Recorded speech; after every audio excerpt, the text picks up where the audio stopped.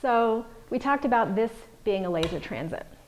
This transit uses a laser to figure out how far away it is from this stadia rod, which has a bunch of mirrors in it.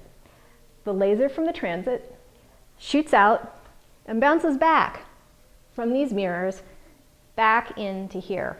And that's how the transit knows where it is. But before lasers were invented, people still used transits.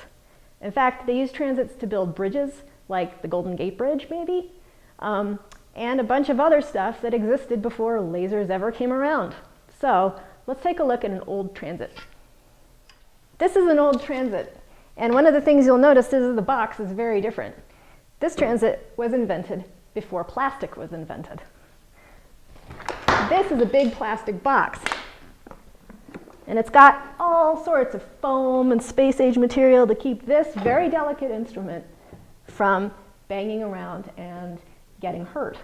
If it gets banged around, it can't measure with the accuracy that we need. This is a very old transit, and it was invented before plastic. It has hooks on the side of the box to keep the box closed. And on the inside of the box, there's a location where the plumb bob would have been located. The plumb bob that went with this instrument is gone. Oh, actually, no, it's not. It's right here. But it's probably not the original. The instrument slides out on a board.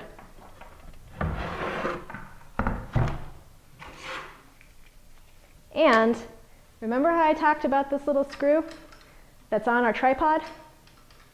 This instrument attaches to the tripod in exactly the same way. So there are some things that are interesting and the same about these two instruments. The first thing is that both instruments need to be leveled, and they both need to find level. I guess the most obvious thing is that they both have scopes. The scopes look different, but they both move up and down. If I can find the right. This one moves up and down too. Both the scopes have eyepieces that you look through to see where you are in the world, just like a camera. Eyepiece, eyepiece. This old scope has a level, and this new scope has a level. The level on the new scope is inside it. The level on the old scope is right here. Both of these instruments twirl around. And both of them have screws on the bottom, right here and right here, to help you level the instrument, and you'll see that later. Both instruments have screws here that release and get tighter.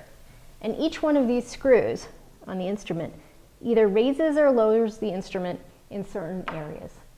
So they have screws, they've got a scope, they swivel around. One thing that this instrument has that you can see, that's in this instrument that you can't see because it's electronic, is a north arrow that allows you to tell where you are in location to the magnetics of the Earth. This scope also has levels all the way around it, and this scope does too. This scope was created a long time ago. Probably it dates to around the 1920s or 30s. But one of the things that's interesting about this scope is there are no electronics in this scope. This scope is based on the precision of the way it's created and made and how it measures things in relationship to itself. It's machined really precisely, and it has really precise levels. It also has ways of measuring that you can actually see on it. So for instance, here you can see that there are little ticks on the scope telling us how high or low this goes and whether it's level. On this scope, there are none of those things that you can see because there's a computer inside of it that calculates all of these things now.